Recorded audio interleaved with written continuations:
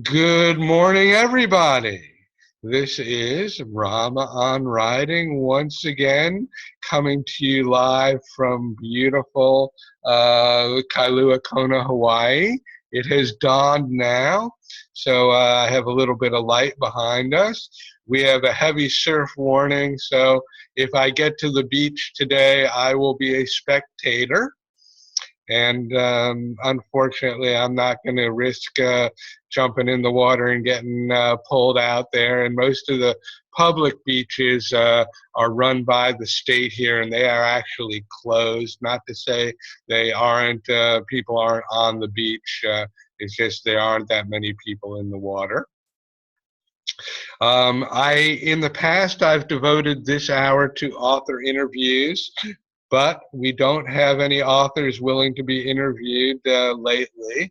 But Leland and Patty Lee, you both have books done now, so we got to get you on the schedule eventually. And I do have a list of about 14 authors that I've been, wanting to communicate with and get back into the interview process. If there are authors out there that have been interviewed before and want to be interviewed again, there's no reason why we can't do a second interview. So, Bill Murphy, Tom Carroll, Tom Pitts, there's no reason why we can't go for round two. Things have changed. You've got more things to say. And I want you to know that I still get comments and comment about different interviews that I've had. You all move other people. And so, we can do round two. We can talk more about your platform development in round two if you want. So, we will move forward with this. Today, I wanted to talk about, specific websites that we can list our book on, specific websites that we should be participating with. And the number one website that all of us should have created by now, and not all of us have, and and I'm not sure about the amount of updates to it that we do or should do, but is Amazon Author Central. Okay, now, some of you out there developed an Amazon Author Central page with a draft copy of your book as opposed to the real copy. I think Tom Pitts was one that had draft copy up before he had his real copy. So you don't necessarily need to have a book done to set up your Amazon Author Central page. For those of you who don't know what that is, it is a web page inside of Amazon. For those of you who don't have one or are in development, this would be my recommendation. Go to Tom Bird's website and look for the best-selling authors page that we have put up. Look at those authors on that page and go to their Amazon Author Central page and replicate what has been done. Those Amazon Author Central pages were fine-tuned by Denise Casino. She is an expert at setting this page up.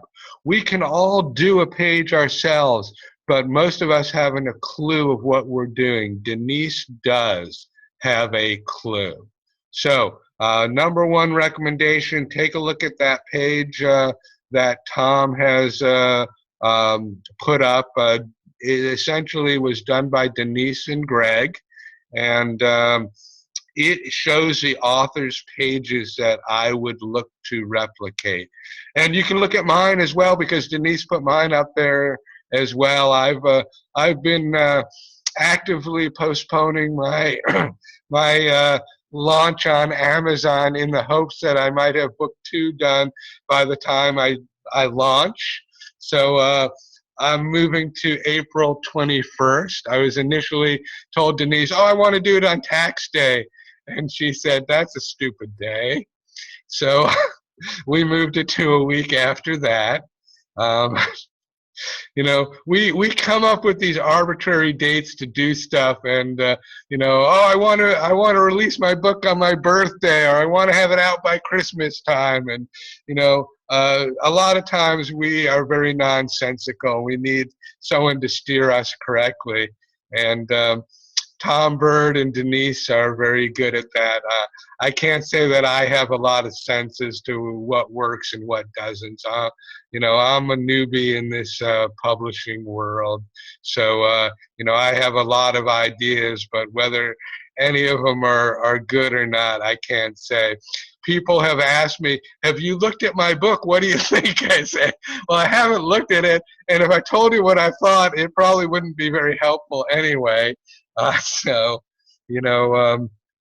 for those of you who don't know me very well, my presentation style and my writing style are very similar. It's a tongue-in-cheek humor, very light.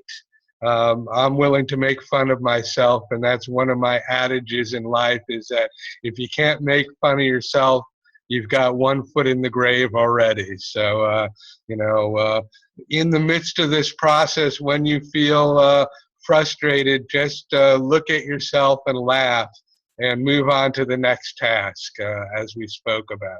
Okay, Amazon Author Central. One of the things that I found out about this page, we all strive for reviews on Amazon, and sometimes our best intended friends don't do that for us. But they do send us nice reviews in our email or post to social media. Well, guess what? We can post those reviews on our Amazon Author Central page. We can't post somebody's review that they gave us to Amazon directly. They need to do this. So this is something that I learned along the way from Denise. And I can't remember how I learned this from, but it was one of the authors was trying to get one of their friends to post a review on Amazon, and they saw it on the Amazon Author Central page and said, well, it's already there. Well, there are two different branches of Amazon, so to speak, and one is posting a review on Amazon itself, and the other is utilizing that review in the Amazon Author Central. And for us as authors, duplication is a good thing. Okay? So, the other thing about Amazon Author Central that I found out from Denise is having links is very helpful. And for those of you who don't know about how becoming an Amazon bestseller works, those links are key. Okay? Having things to click. So even if you don't sell a lot of books to become an Amazon bestseller, if you got an army of friends, and this is something that I've asked Denise for, if you had an army of friends come to your Amazon Author Central and click all those links, you might find yourself being a #1 Amazon best-selling author just based on that. So what I'm getting at, and this it can be depressing or disconcerting for many of us, is becoming an Amazon bestseller has always been a manipulation of the system one way or the other. And Tom equates this to a bachelor's degree. And for some of us, when we got our bachelor's degree, we barely showed up to classes, we partied the whole time, and we still got that degree. Well, that's kind of becoming an Amazon bestseller. You don't necessarily have to sell books to do so. Anyway, in the old school approach, before we worked with someone like Denise Casino, what you did to become an Amazon bestseller was you rounded up every friend that you knew on the planet, and you told them to come to Amazon and buy your book on Friday between 4 and 6 o'clock. And what would happen is that you would blip the radar in Amazon for that hour or two segment of time, and that would be enough to become a best-selling author on Amazon.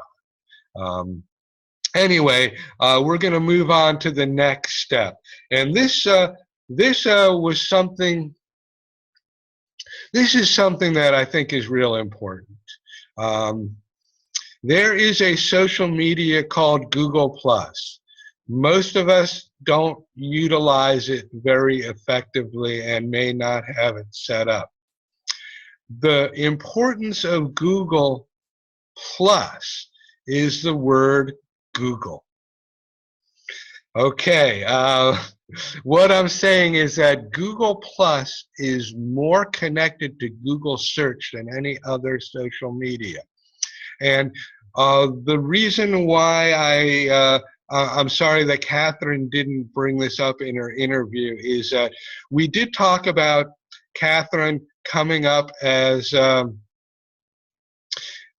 first under medical intuitive, which is a big category. She didn't necessarily explain why. Okay, the reason why she came up first or close to first under medical intuitive is a post to Google+ that she had. So everybody put on that calendar or circle diagram, in Tom Pitts's case, Google+. Okay, and one of the things I remember reading about with Google+ is that in the profile setup, make sure to inform Google that you are an author. Okay, very important. And I think that this probably transpires to the rest of our social media as well. Author is a very potent word, and somehow it comes there. Hey, okay. So think about that, and one of the things that I mentioned, I'm going to mention this again. I mentioned this in our last hour, and I'm going to mention it again because I think that this is critical. We are all unknowns in this world here, okay? We have our own notoriety. I mean, I have notoriety for being a renegade mountain biker. Whether that'll help me sell books or not, I can't tell you. We all have a, notoriety in our minds and in our small group. But there are larger groups that are similar topic-wise to us. And we can utilize their potency online by utilizing their term, their name, okay? So if we were to hashtag, and the example I used was Course in Miracles. So if we were to hashtag something that's very popular in our posting, and bear in mind that hashtagging, even though it is a Twitter thing, I've noticed that a lot of people hashtag in Facebook as well. And so I suspect that, hashtagging other social medias would probably help us. So if we are to experiment with hashtagging terms that are very popular in the moment, we may get more traction. I'm not sure, we've all seen some postings where it's just a bunch of hashtags. I'm not sure how that works. And yeah, Amy kind of put the thumbs down. You see, this is the critical use of keywords. We have to weave them into the puzzle of our writing so that it doesn't look like we're just blatantly, using keywords. So, we are all artists, authors, artists, and so we do need to weave this together in a way that's readable. And when I was doing website development, that was the component that they talked about, was you have to build it so that the words flow naturally into the dialogue that you're creating. Now, while I mentioned keywords, I'm going to say something also that might be a little off topic from what I started with. But the other thing that I learned when I was building websites is that if we were to use our keywords and we were to hot link them, that means blue link it so that it's a clickable link, Google views that and gives us extra brownie points for that. And that was the criterion when I was building these websites. I was building it within a website or a program that would rate each page as you did it, and they'd say, you need to put another blue link with your keywords into this paragraph. So something to take to mind when we're all working with Greg, or if we're working on our own website. And many of us will move to doing that, even if they started with Greg. Once you get the hang of updating your website, it isn't that difficult. When we do our blog postings, to hot link those keywords in the blog posting, that is an important component. We probably want to make sure to hot link it back to our website, though, just as a sidelight. Okay. Going back to manipulating the system, this is another way that we can do that. Now, another thing that we learned from Catherine Carrigan, and this I actually, the day before she was showing me, she was clicking on some of her stuff and showing the screens, and I noticed that she uses a lot of photos. Okay, photos are really important in posting, especially to Twitter, because it's just something that has grown fairly recently. Facebook has always been a lot of pictures. Pinterest is all pictures. One of the ways that we can gain extra traction from a picture is if we rename the picture from the numerical sequence that it initially has, image 3714-12, okay? That doesn't get .jpeg, okay? That really doesn't help us, but if we name that Leland Gameson, If Dogs Could Talk, that would gain us traction. Dogs Could Talk page 1 or 1. Those sorts of things can help us get a lot more traction if we name our pictures along the lines of our keywords, whether it's our name, whether it's our long tail keyword, whether it's Hawaii, whether it's Sedona, whatever it is.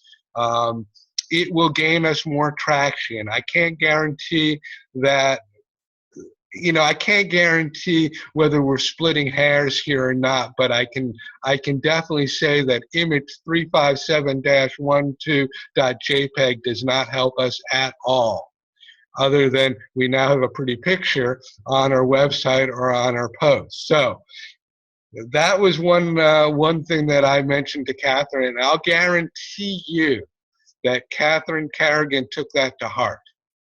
Okay, she has learned so much and taken everything that we have said to the next step. I only wish that I did half the things that she did. Okay, now, we did talk about Google Plus. There is something called Google Books.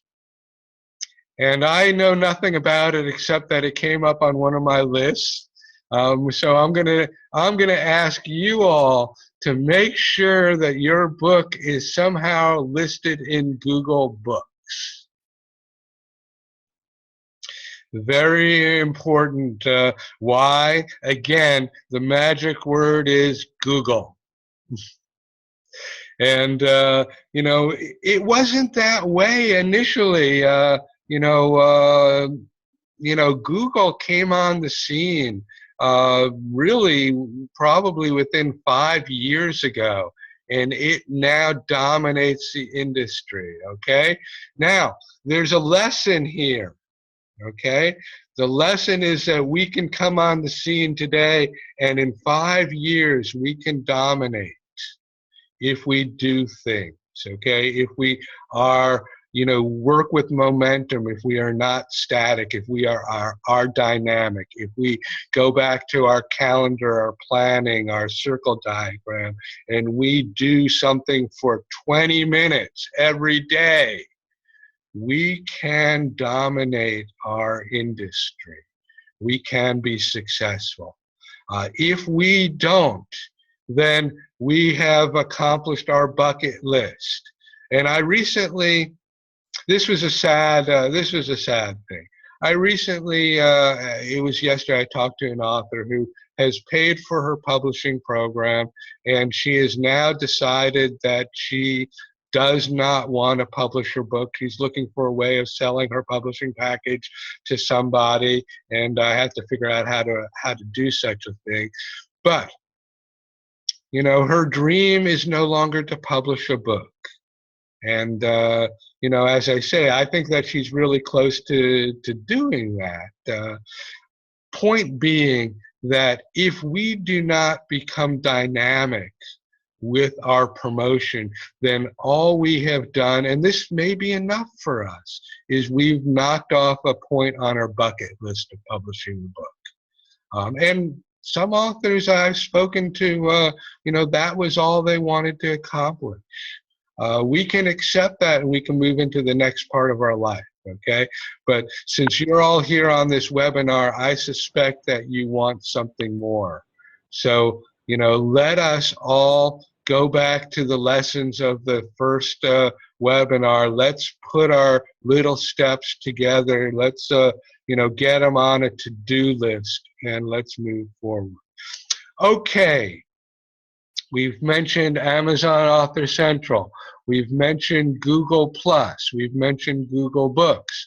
What would be the next thing that we're going to mention? Goodreads. Okay. I'm picking the low-hanging fruit, gang, and I'm only doing this because most of us will forget one of these, okay?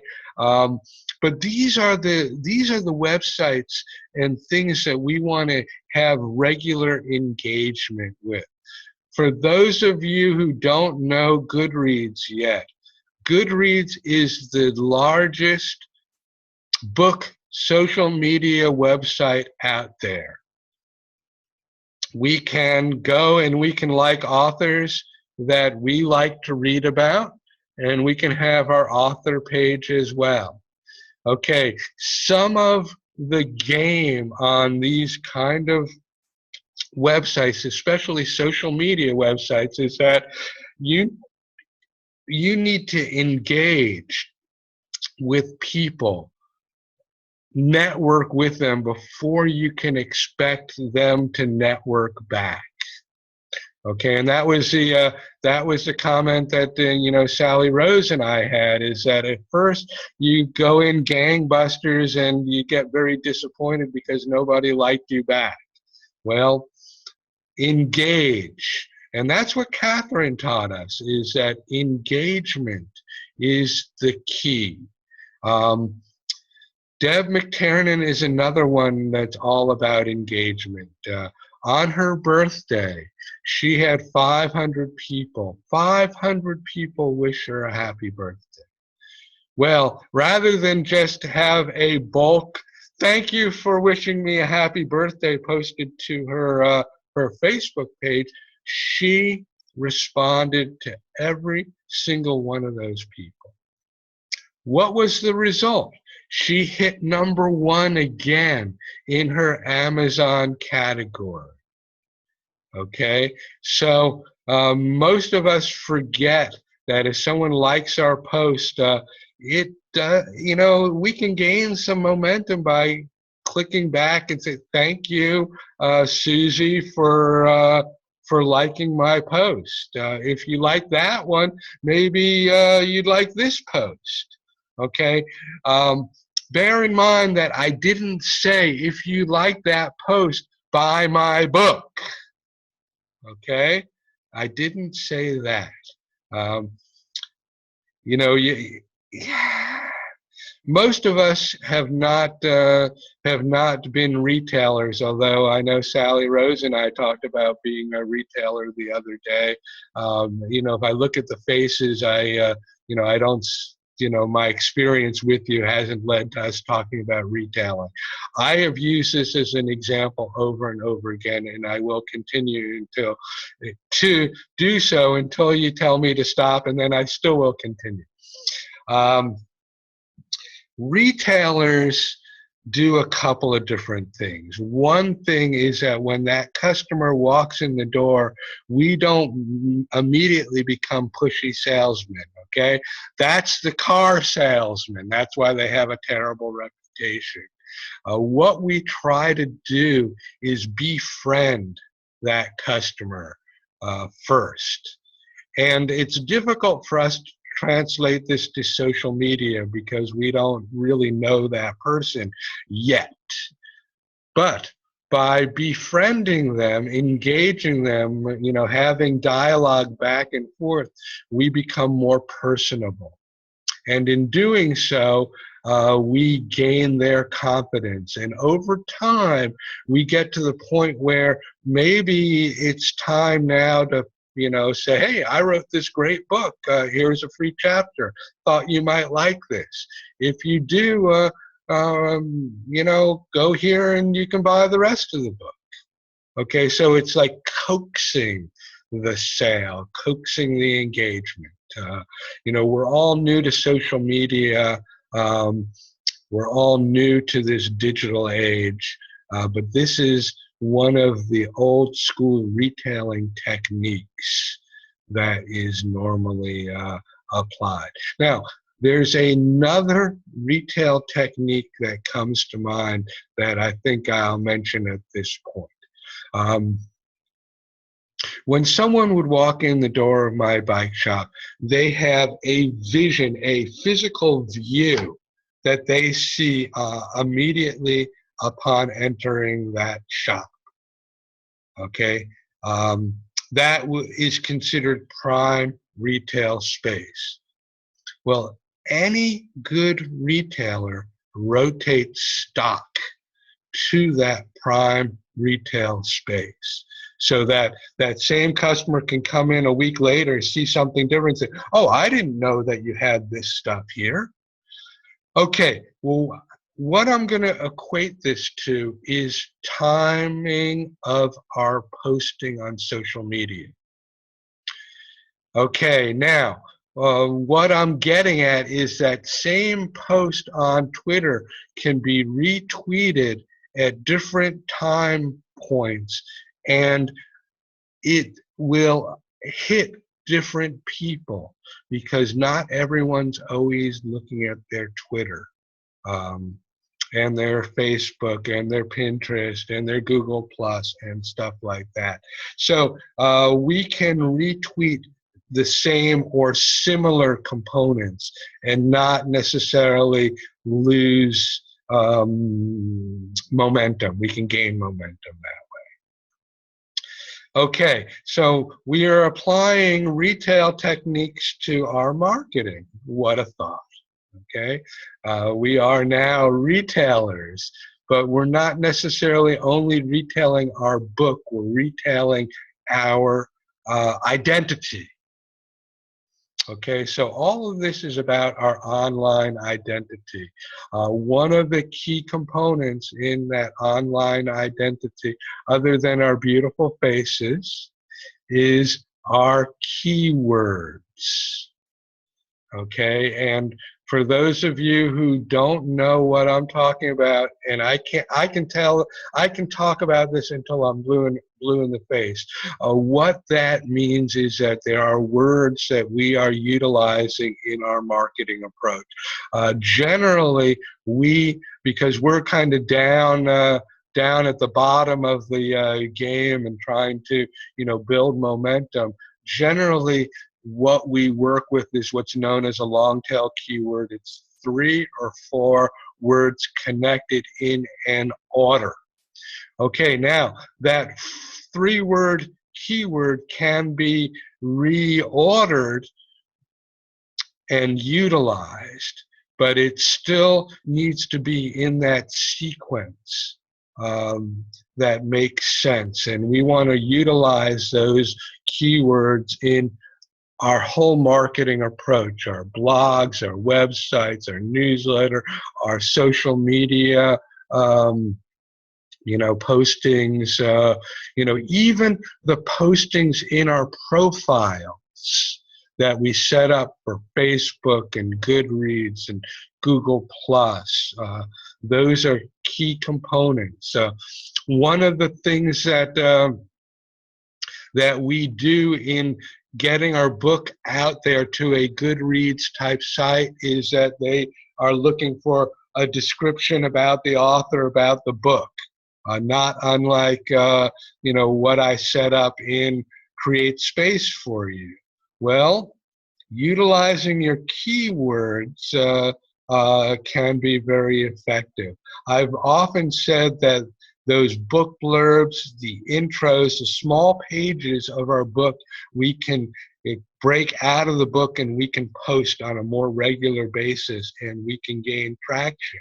So, utilizing keywords in those profiles can be very important. And all of you can go to your Create Space account and you can change that information.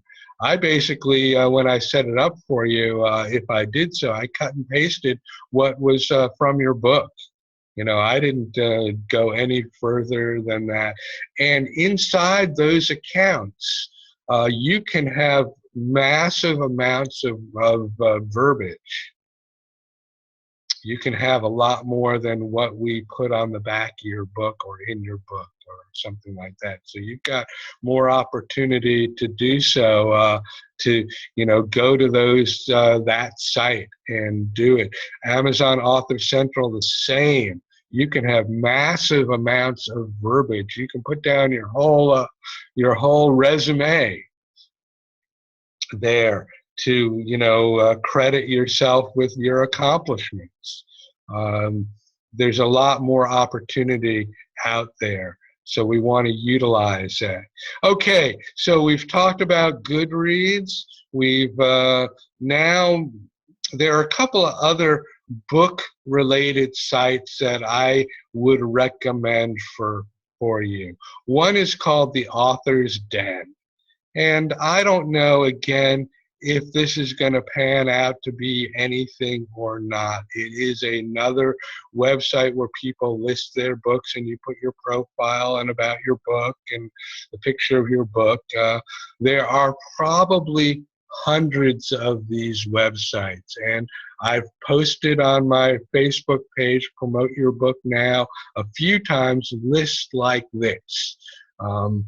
I have not pursued entries on these lists myself, but occasionally I'll come up with a new website that has promise and list my book. The Author's Den was one that I found. One of Tom's early disciples, a gal named Jamie Saloff, has a website called the Polka Dot Banner. And it is a very good resource for both readers and writers. And that's how she has it broken up. I think that she does have a slight charge of like $5 or $20 or something to list your book on. And bear in mind that most of these websites that have a free listing also have paid promotion. And one of the things that you're gonna see in your email from places like the Author's Den is, oh, we're offering a special deal to pay us money to get a better listing. I'm not sure if I'd encourage you to do that, but these are generally inexpensive investments that could end up by gaining us traction. Hey, we have a new member here in our webinar. Our pets, I have to tell you this. I'm glad that you brought your dog here, Leland. If you all don't know this, cats and dogs doing silly things is probably the most visited thing on social media and YouTube than anything out there on the planet. So even though your dog or cat might not have anything to do with your book, listing some pictures, shooting a quick video on your smartphone of your cat doing something extremely cute, or your dog, could be something that turns the corner for you. Which brings me to a point that I've said often, and I will continue to say more often. When we start out in promoting our books, it seems like we're promoting to ourselves and our one best friend, okay? And it can be very discouraging, and we want to give up and not move forward. I get it. I've been there. I've done very little with my book also. I'm just like the rest of you. But as we grow and we talk to more people, we gain momentum. Well, at some point, there's something called the 100th monkey, or the tipping point. If you haven't read the book called The Tipping Point, that's one of Tom's recommendations. At some point you reach that point of velocity, and you never know which person, which post, which activity gets you there. And I'll continue to tell this story. So far, my biggest promotional success came about unbeknownst to me. I was sending books back to one of our authors. At one point, we had asked authors to send us books for a convention that one of our authors was going to do. Well, it never panned out, and I still have a pile of books from some of you. And I was sending an author back her books, and I tossed my book in there. She wrote, it was a cute book called Coffee on the Rocks. I'm a coffee drinker. It was about a coffee shop that I had been in, and my book was about Sedona as well, so I tossed my book into her box, and she read it and then sent it to her nephew. Well, her nephew happened to be an editor at Mountain Flyer magazine, which was a mountain bike magazine. And one day I got a call from a friend of mine that says, Rama, your book is in Mountain Flyer magazine. And I was like, wow, how did that happen? And, the person that posted it was a name that I was familiar with and might have encountered my book another way. I didn't know initially. And then the story came out, and I realized that silly little action of tossing a $3 book into a box going out to another author had netted me a review in a national, international magazine. And it was like half a page or quarter page, and it was good. It had my cover, had a nice write-up. I cut and pasted it and tossed it into, my social media, and, pushed it a little further through my channels. But point being, you never know which person you meet in the line in the grocery store and give that bookmark to, or business card, although I think bookmarks go a long ways further than a business card, because we all know business cards end up by getting thrown out most of the time. But bookmarks people are more reticent to toss that, perhaps. So, action. Don't be afraid to talk about your huge accomplishment. And I'm going to end the webinar on this note, even though it doesn't talk about websites.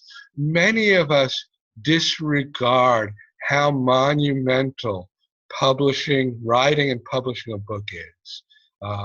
We have been there, we've done it, and we kind of then, don't pat ourselves on the back continually about how much of an accomplishment it really was. For some of us, it's taken a long, long time to get there, but still, we don't give ourselves those kudos.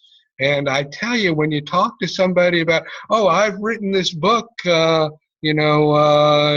the bookmark for it, or some indication about it, they are really impressed, because maybe it was their dream to write a book, or maybe they thought about it, or maybe they think writing a book is a lot more difficult than it really was. Whatever it is, we need to toot our own horn more often than we do. Some of us are very good at this. Most of us aren't. Just, sometimes we have to step out of our comfort zone. And that was the name of one of our books early on, was Step Out of Your Comfort Zone and Go for It. That was a bucket list, for this one gal. And she recognized that and is happy to have written that book. She does not actively promote it. She's an artist and wants to do her artwork. But it was, she was very happy that she did it. So put on that calendar. Every week, we need to step out of our comfort zone and go for it with one activity. And you never know which activity is going to set you over the top into that 100th monkey. But if we don't do anything, we're not going to get there. We've got a few minutes, so if anyone wants to add some comments, it looks like the chat's been pretty active. We do have Rama's Author Alliance website on Facebook. It's a group that Tom Carroll has set up for us, where we can share ideas and we can get each other to review our books. Bear in mind, everybody, and this is really difficult at first because we spend a lot of time getting our books done and we want to sell our books to everybody. One of the things that we really want to do is we want to budget free books into our weekly, yearly, monthly, business expense component. And at first, as I say, it's very difficult, but then we realize, heck, these books only cost us $3. I waste $3. I collect $3 and toss it into the change jar every week, and I don't do nothing with that. And it just builds up. So we can, utilize those expenditures at $3, and give away free books. Now, when we do that, we want to at least mention to that person, well, boy, if you like this book, maybe you could put a review on Amazon for me, and about 10% of them will. You know, contrary to our belief, our best friends that owe us tons of favors are the ones that don't write those reviews for us. Um, and we do need to ride people a little bit harder than we had ever imagined to get those reviews. I've often thought that what I needed to do was to go to the coffee shop and you know, corral this friend and that friend and say, okay, what's your Amazon account? Let's log in and put this review up, and type it in there, literally from their mouth to my fingers to Amazon.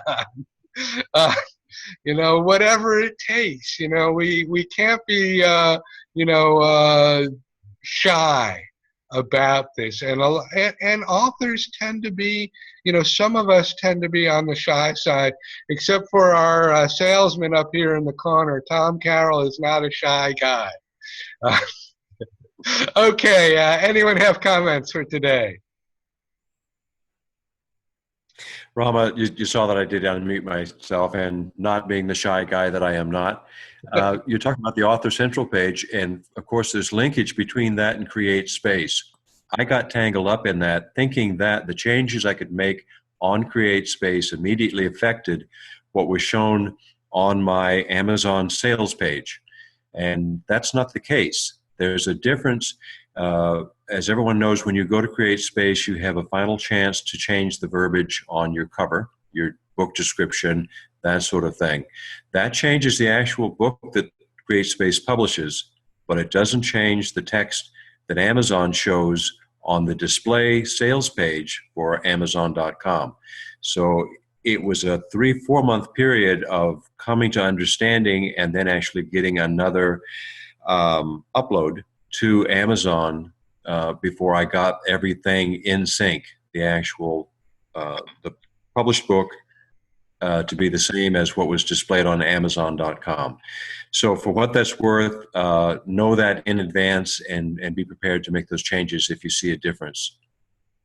So what Tom is saying is that because it's an Amazon company does not mean they communicate well with each other. It's kind of like our government. The different branches do not talk to each other, even though logically they would benefit greatly if they actually did so. Yes, good point, Tom. Thank you very much. I will be back next week again, and I'm not sure what my topic will be, so I'll have to talk to lots of authors during the week to come up with some good ideas. If anyone does have some ideas to you know, that they'd like addressed, we can do so. I have one idea that somebody mentioned, and I'm trying to think of what it was. I'm going to have to go through my emails and my notes because it was a great idea. And I said, oh boy, I haven't done a webinar on that ever. So we will continue onward. The Catherine Carrigan interview or our talk is available in both the Publish Now forum, and now I have Greg in the have posted to the regular Rama on Writing forum. If you missed that, please go and listen to it. There's a lot of information, and even if you were there, it could benefit. You could benefit greatly by listening again. Catherine is a role model for all of us. Everybody, have yourself a great day, and I'm going to go look at the big waves. So have fun.